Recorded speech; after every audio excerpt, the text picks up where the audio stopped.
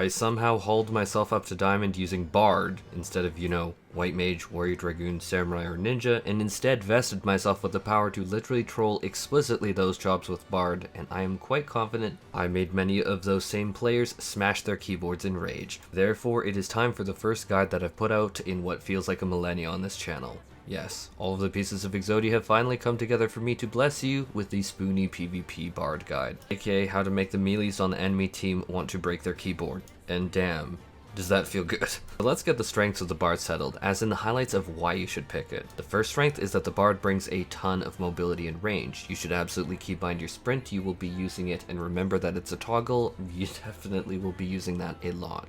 Absolutely, when I talk about range and mobility on the Bard, that shocks absolutely no one. But my main point here is that you are able to consistently put out small amounts of damage pressure and bridge the gaps with little downtime. These small amounts of damage definitely are a death by 1,000 cuts kind of approach. The second strength is the fact that you have an on-demand single target route that lasts 3 seconds with a short 15-second cooldown timer that allows you to absolutely mess with the melee. And mess with them you definitely should. The third strength is a single target silence that lasts 3 seconds, which allows you to pinpoint weak targets and enable them to be finished off with little ability for counterplay to them. Add the root to this, and yeah, you basically get to flip one player off every 20 seconds without fail. The fourth strength is that you get to super buff your team's damage as well as provide them with limit break gauge. To say the absolute least, that is tremendously strong if you've played PvP at all. Know those limit breaks are game changing. Since yours gives 4 other allies more limit break, it definitely is a good trade-off. Lastly, you get to basically protect the king with Warden's Pian, making one ally extremely, and I really do mean extremely durable. In PvP, if you time this well, you can definitely mess up in all-in, basically making your entire enemy team waste all their cooldowns on picking off your white mage as you laugh to the bank going, well, that was a cheap cooldown to use for that. Now let's talk about weaknesses of the Bard in PvP, and the most notable weakness is that while Bard's damage is extremely consistent, it's actually really terrible on its own. Your ability to focus down and pick off targets through damage is actually pretty miserable. And to anyone that really thinks that this is not a point worth making or that I'm lying, if you don't believe me on this point, try Red Mage, Dragoon, Samurai, or Ninja, and then you will 100% understand why I'm saying this. This is absolutely accounting for Imperial Arrow, which is your burst potential.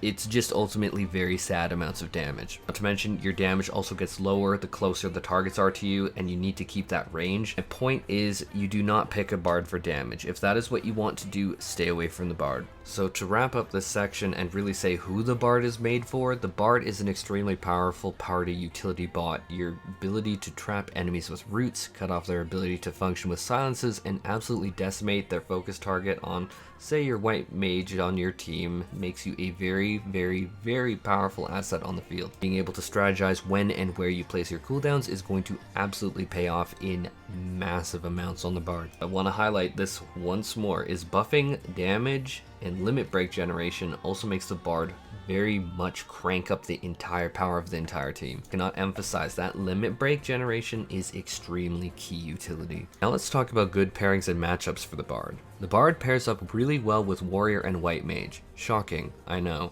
but you buff their damage as well as their limit break acquisition. It's really as simple as that. Their combo together becomes more available and harder hitting, allowing your team to crush the others. Think about like AEW wrestling where they literally jump off the side and then land right on the target.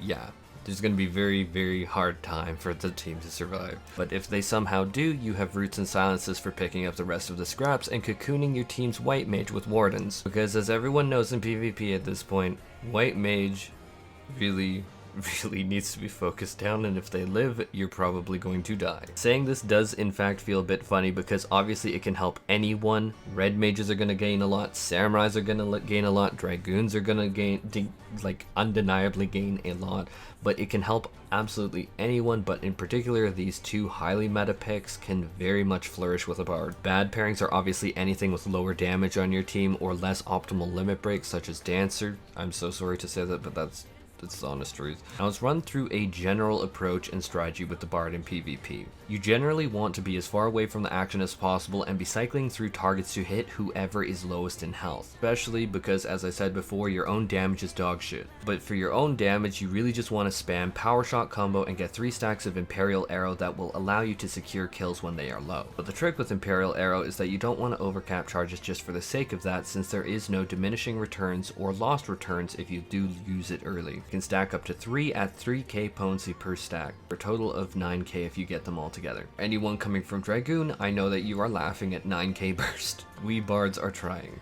So if a target is low on health and you're whittling them down, by all means slam Imperial Arrow when it comes up. Make sure to not lose your stacks. Free damage is free damage. On the note of securing kills, you want to, however, constantly monitor the health bars of the enemy team, because your silence will secure a kill. It's not can secure a kill. Used properly, it will. Which will turn the team fight into 4 versus 5, and then you basically just run over the enemy team. If you're seeing someone being burst down at like 40% of lower health, silencing them will often crush them. Let's talk about Apex Arrow. An Apex Arrow buffs the team's damage for 30 seconds. Keep this up obviously at all times, get it out however you can. In general, that is my rule of thumb, that you really don't want to sit on it, because what you might think might become like a tactical usage is actually going to deny things like your Dragoon on your team's damage. At 30 seconds duration, why not? Also keep that cooldown rolling. But where tactical usage actually does come into play is when we are talking about Blast Arrow. And this is because Blast Arrow's team buff only lasts 10 seconds, so that is still like 50% uptime though. Generally, you're not 100% of the match time going to be in a team fight. Now let's talk about you going against melee. And for melee, you are the bane of their existence, and if you see them in general, just root them, is what I want to say. But Dragoons that jump on you that immediately like have you root and dash them are kind of funny. It's happened to me so many times at this point, it's kind of become a predictable meme. It's like, oh, the Dragoon jumped on me. Whoosh. I am quite confident mice or keyboards have been smashed. While that meme is hilarious, depending on how the match is going, you might want to keep this for defending your white mage from being all-inned by the enemy team. Or, on the other hand, you could use it offensively to pin down an out-of-position enemy. Which one you choose really depends on how hard your white mage is being whacked, if I'm being super honest. That's generally the litmus test that I use. In reality, it is a 15-second, so very short cooldown, and it is very available, and it definitely can mess with people, so definitely use it often. Which, on the note of white mage whacking, you as the bard are one of the few jobs with a screw you button to the enemy team when they try and whack your broken white mage into the ground. The Warden's PN is a 30-second FU button to the enemy team, and if a team fight is about to break out and you know someone, like your white mage, will be focused down, then you can cast it ahead of time to start your cooldown, which can roll up to 10 seconds before it will pop. You don't need to wait for a status effect to be on the target already, you can pre-cast this. And then up to 10 seconds later, when a status affliction hits them, which if the enemy team is going all in on your target, will definitely proc, then you get this amazing effect. In fact, this is so good that I do recommend that people who aren't using it that often, which I do see when I'm not playing Bard in PvP, a lot of very questionable Bard usage. If you aren't comfortable with it, consider putting a macro setup together like what I have on the screen if it makes it easier for you to target someone. If you want more details on this, please let me know and I'll make a video on it. Let's end the strategy with talk about the ultimate. Now, ending this section, lastly, your ultimate is stupid. You really want to ensure when it's on that you're not going to die, because screw the damage amplification portion, which trust me is amazing and very much worth it and stacks with your other team damage buffs, but screw the damage amp. The ability to increase your team's limit break gauge is not just strong, it's absolutely bonkers and totally makes Bard obscenely powerful in the utility department in just this effect alone. If the roots, the silences, the damage amps, and the defending a focused team member wasn't enough for you, the limit break generation 1000% should. So the last thing that you want to happen when you have your ultimate and you are singing your songs is you do not want to die. All of a sudden you become a very important high priority target to an aware enemy team, because they know as soon as that limit break comes out, within a little bit of time, they're gonna have up to 4 other ults coming on them. So yeah, Bard absolutely deserves the rating that I gave it before in my past video, 100%, and even though your own damage is whacking enemies with a foam noodle, if I'm to be quite frank, you make up for it in spades with nauseating amounts of the absolutely most degenerate toolbox in PvP that this game has to offer. Properly strategizing with the roots, the silences, the FU enemy team button, and all the rest really does pay off. For anyone wanting more damage, I'd probably stay away from the Bard.